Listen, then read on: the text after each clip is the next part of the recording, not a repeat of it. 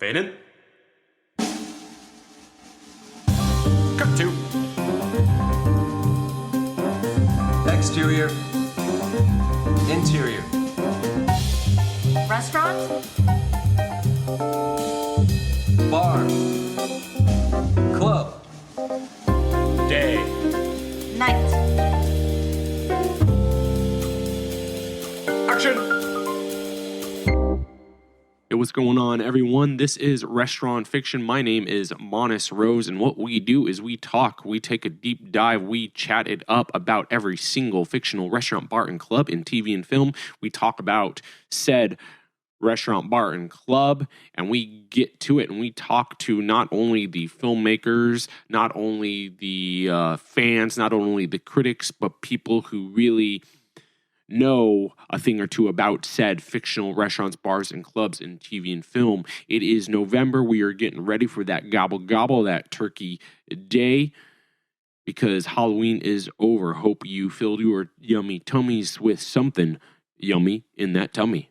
It doesn't make sense. Nothing ever does. Anyway, what is the fictional bar we are talking about today? Well, we are going to talk about Volpe's Bar and Grill in the Martin Scorcese film Mean Streets. And we are not only just going to talk about the drink, we're not just going to talk about the ambiance, but we are going to talk about music. And there's no one better to talk about the music and why the music makes even a fictional bar, of course a real bar, but a fictional bar that much more authentic than Dan Wilcox. Who is Dan Wilcox? Well, he is DJ, music supervisor for Southern California's amazing, LA's amazing local radio station, KCRW. He hosts a show from 6 to 8 p.m., plays past, present, and future of the best and the brightest every Saturday, 6 to 8 p.m. Dan Wilcox. Dan Wilcox is not only a music supervisor and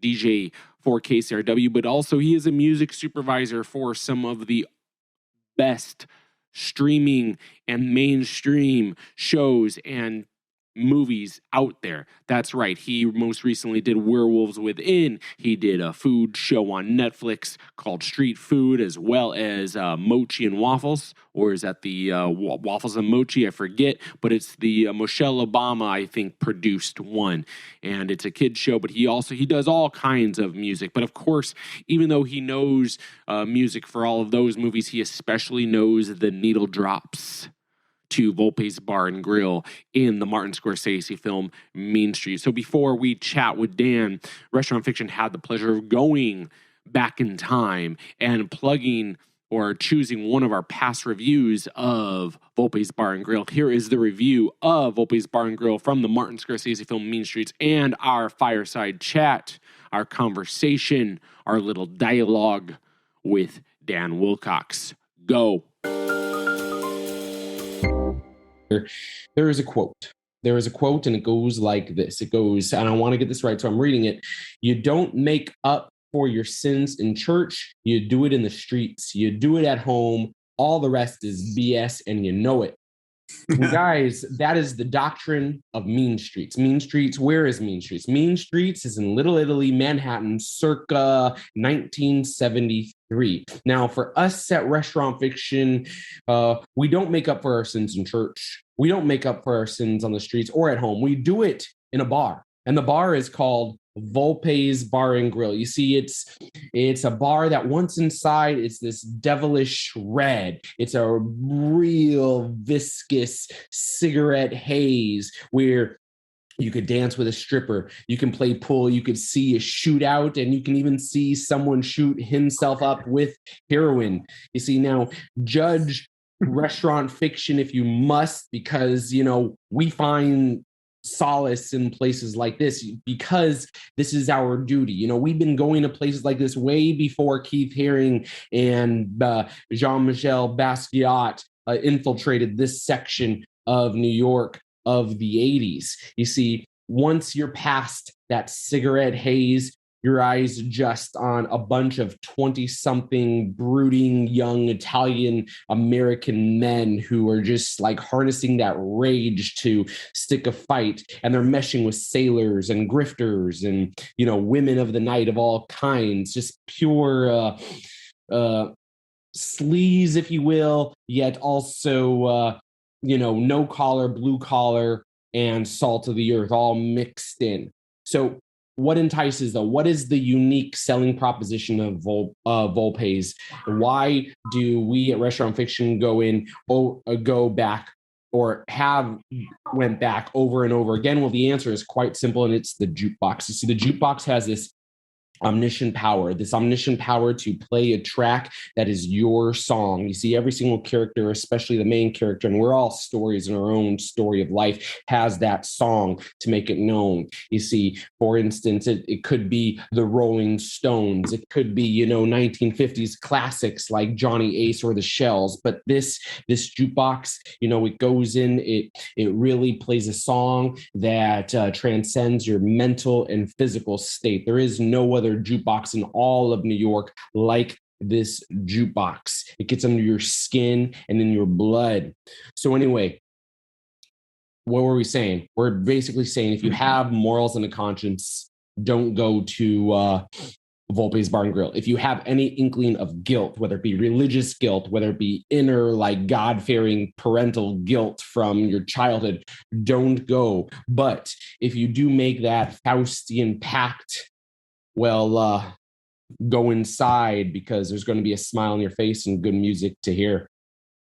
All right. Well, that is our little quick review of Volpe's Bar and Grill from the 1973 Martin Scorcese film Mean Streets. We are talking to music supervisor Dan Wilcox. Dan, what's your opinion on that review? What's your opinion on Volpe's Bar and Grill from Mean Streets? What's your take on it? What did we get right? What did we get wrong? Oh, wow. Well, hearing that description makes me, first thing I've thought of is it makes me want to like fire up a Pall Mall or something and just blow some smoke rings into the air. Because that's exactly the kind of scenario that you see in this place. I think you nailed it. It is very, I mean, that's the thing that I was sort of struck by, I think, first time I saw the movie, is just how dark it is in there. And, you know, I like a good dark dive bar as well. But then it has that really blood red kind of coloration to it that also adds to the seediness and sleaziness. So, yeah, I mean, I think you summarized it pretty well. Absolutely. You know, yeah. And it is very red. Yeah. Everything is smoking and smoky. Like, I know you said you grew up on the nice streets of Wisconsin, but what in your own life was that Mean Streets bar, if you will? Like what not just was that, but also what bar had that killer also soundtrack? Oh, God. Well, let's see. So like you said, I grew up in Wisconsin, very bar centric kind of place to be. I mean, I'm pretty sure there are more bars per capita than any state in the union. So Eau Claire, definitely where I grew up, lots of bars, college town. So, you know, it's a little bit extra. But then when I went to school, I went to school in Milwaukee, went to Marquette. In Wisconsin, I should say. I went to Marquette in Milwaukee. And that is, you know, just jam packed. And, you know, there wasn't anything that I could compare, certainly aesthetic wise or clientele wise with, but, you know, there was some places that were really dark and kind of dingy and dirty. I mean, that's the thing about Volpe's. And so, yeah, I mean, certainly where I grew up, there's anything close to that. You know, they were sort of bar / maybe like strip clubs, but this is such a, you know, Volpe's is such a strange mix of, it's a bar. I'm assuming it's bar and grill, so I'm assuming there's food there as well. They try to kind of make it sort of classy by the, you know, like there's the scene where they have a coat check girl, which that suggests some, you know, at least they're trying to be some, you know, have a certain amount of class to it. But, you know, then there's also like junkies shooting up in the bathroom. There's people getting shot. There's a fucking live tiger in the, you know, in a cage in the back. Like, so that's all way too exciting for any of the kinds of places that I grew up in. But the closest thing that I can kind of think of, just in terms of like kind of darkness and sort of seediness, was this place that was up the street from Marquette called the Harp and Shamrock. And what was interesting about the Harp and Shamrock, it was dirty. They did have like real lowball kind of bar food. You could get, you know, probably like a burger or greasy fries. Had a couple pool tables, which is like a very Wisconsin or maybe even an East Coast thing. Very oddly, not a lot of pool tables in bars out here in LA, which I immediately noticed when I moved out here back in 2000 that I seemed to miss. But what was interesting about the Harp and Shamrock is it was this place that it opened at 6 a.m. And so what you would kind of do is sort of a rite of passage with a lot of, you know, degenerates at Marquette, of which there were many. You would open the Harp, which meant you would stay up all night partying. And then at 6 a.m, you know, you would trot down. And it was a little bit of a, you know, it was probably maybe 10 blocks away or so. So it was always this like very adventurous, even getting there. And you would go and you would open up the bar. You would get there at 6 o'clock in the morning. And there was always like this, oftentimes there was this like group of hardcore alcoholics, like really guys jonesing, shaking, you know, out in front. And it didn't bother any of us as like these young students at the time. Now that I think about it, it's like, Jesus Christ, I can't believe this is like a regular thing that we would do. But yeah, they would let the people would line up, they'd open up the door at 6, and then they would have, you know, and then you could just keep your drink on. And then you would, you know, it would be that thing where very dark inside, and occasionally the door would fly open and, you know, the light would hit you like a you were a vampire or something. It was just always so strange when you then eventually had to exit the bar, go out and wander around drunk in the streets at, you know, 8 o'clock or 9 o'clock in the morning. Am I revealing too much about myself in this? No, this is fantastic. This is fantastic. Oh, yeah. Yeah. I mean, we will not be sending this to the tourism board of Wisconsin. Yeah, no, I don't even know if it exists, quite honestly. The Marquette that I went to in the early 90s is very different than the Marquette of today.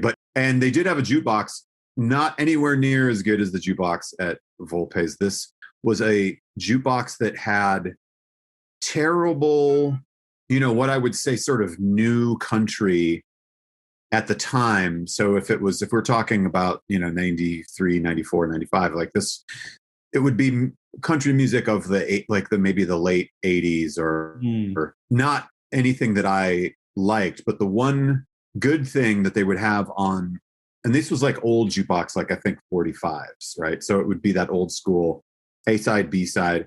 The one good thing that they had was Johnny Cash. They had 2 Johnny Cash 7-inches, or, you know, so it'd be like 4 songs. One of them was Ring of Fire. And so if you wanted to put music, because it was a little too depressing in there to not have music. So if you wanted to have music that you could tolerate, you would put these Johnny Cash songs on. And to this day, when I hear the intro to Ring of Fire, those kind of like, you know, Tijuana brass horns that, you know, the I have a weird Pavlovian response that makes me feel like I'm inebriated, because you would hear that song over and over. You know, if you were there for 2 hours, you could maybe hear that song easily 20 times. So there are a lot of differences, but that's about the closest thing I can think of. Very dark, smoky. You could smoke in the bars back then, of course, and a lot of degenerates. So yeah, that's fairly close. Before we go into the soundtrack, when I asked, the Bar from Mean Streets was the first bar you chose, Dan. So, you know, what resonates with you about Volpe's Bar and Mean Streets? I was really drawn to the soundtrack. It's great in Goodfellas as well, but you kind of got the sense of being a Scorsese fan at this time is like, that's the movie where he really got his groove of creating that trademark sort of soundtrack where you're mixing, could be kind of classic rock or Motown or, Italian ballads. It's really one of the early kind of powerhouse music movies where you're using pop music for Scorsese, but I think it just in general at all, right? I mean, you had something like Easy Rider maybe a few years earlier, but that was all kind of like one thing, like, hippie sort of rock and roll music from that era. You had smaller things like Medium Cool, where they used a lot of Frank Zappa songs and stuff. But as far as like the varied soundtrack that would become like such a thing as starting in the 70s and certainly in the 80s and 90s, you got the power of Scorsese's musical choices in his movies. There's the Who's That Knocking at My Door movie that came before that. And I think that has a few moments of that, but it's not as well crafted as in Mean Streets. So that to me is like the ultimate incredible use of music in a movie kind of a thing. And then it has those great sequences, where he's like the Rolling Stones Tell Me, where it's that shot of behind Harvey Keitel and he's kind of grooving through the bar. And that's where you kind of get the sense of like what this place is, what the clientele is, this weird mix of like, it's a bar, kind of a strip club, but it's like ladies in pasties just kind of very lazily dancing around, on a tiny stage. Like it's just a strange thing. So and then there's so many of these other great scenes that are all soundtracked to the music that is happening in there, which is that kind of like Scorsese's very well discussed blueprint of Motown and old doo-wop music, from the 50s and 60s, kind of classic rock from that era, rock and roll music from that era, like the Stones and Derek and the Dominoes and that kind of stuff. And it's unforgettable. I mean, it's just so well selected and so unique. That whole thing that he does where there's the certain violent sequences that'll happen, but yet it's soundtracked by Please Mr. Postman, or some other kind of Motown hit that's very upbeat and chipper. And it's this weird, like, why does this work so well? It shouldn't work so well. Why is this so effective? And he's been doing it. He's been doing it ever since. Your favorite movie soundtracks, you have said, are Valley Girl. You really enjoy, from your last radio broadcast, you really like Basquiat, the soundtrack in Julian Schnabel's Basquiat. Like, what makes not just a good movie soundtrack or a good TV show sound, but a great one? What is that recipe, pun intended, with Restaurant Fiction? Well, I don't know if there is any kind of like blueprint to it, because all of those examples are very different films. If I have to say what is the kind of greatest film soundtrack, the greatest use of existing music, part of me, I always want to go for these more sort of highbrow, kind of critically acclaimed sort of movies, like Mean Streets would be a great example, or Basquiat. Children of Men is another one where I think the soundtrack is just absolutely exceptional. But if I had to be honest, I would say Valley Girl. Valley Girl is unique in that it is this very specific place and time, but the selections, the ideas, the way that the music is cut into the film, the choices that they make are all just aligned with the stars, and everyone is so memorable and just indelible in your brain upon seeing it. And that music is certainly much different than any of those other examples that I gave, where it's like that very specifically time-stamped kind of place and time, very early 80s new wave and kind of pop music. But it's just also well chosen. I mean, so I think that's where it starts, is kind of like, what is a choice that you're making that has an overall vision that is so in tune to the sequence and the imagery that you're showing and the mood that you are creating, that it makes that pairing indelible and undeniable and unforgettable in a way that now when when I hear Million Miles Away, or what's that song, the modern English, I Melt With You, it's on. Sometimes we listen to like K Earth or like one of those radio stations around the house. Like when I hear that, it's just immediately I'm drawn within the world of that film. And then same thing goes if I hear Please Mr. Postman. I think about them like wrestling around on a pool table, or Goodfellas is another example. When I hear Layla, the second half of Layla, like it's those images of all that sequence of the dead bodies, and they're finding that amazing sequence. It's just they've created something that withstands the test of time beyond what just the image or the music could do. It's just that perfect pairing. So that's to me what makes a movie soundtrack great. Thank you, Dan. That was fucking awesome. You are welcome back every time, every single time, all of the time. Now, if you want to listen more to Dan, if you want to learn more of Dan, well, guess what? Listen live to his radio show Saturdays from 6 to 8 p.m. Pacific Standard Time on KCRW. If you do not already have it preset at 89.9 and you live in the LA or LA County area, or if you do not, well, guess what? Download the app, the KCRW app. Go online at KCRW. There you can listen at your leisure anytime you want to all of Dan Wilcox's amazing radio shows, where he not only plugs the mainstream, but also the unsung heroes and everyone in between. That's all awesome music. And of course, you can know more about Dan and follow him on Twitter, which is at This Is Dan Wilcox. And finally, if you enjoyed this episode and you either want a prequel or a sequel or a spinoff or whatever you want to call it, we review The Terminal Bar, which was from the Martin Scorcese film After Hours with Dan's wife, Maggie. We're not going to tell you which episode is better or which episode is more enhanced. We're just going to let you decide. Have fun with that. All right. My name is Monis Rose. This is Restaurant Fiction. And now, as always, keep it real, keep it fresh, and keep it on the flip side. Cut to Exterior. Interior. Restaurant? Bar.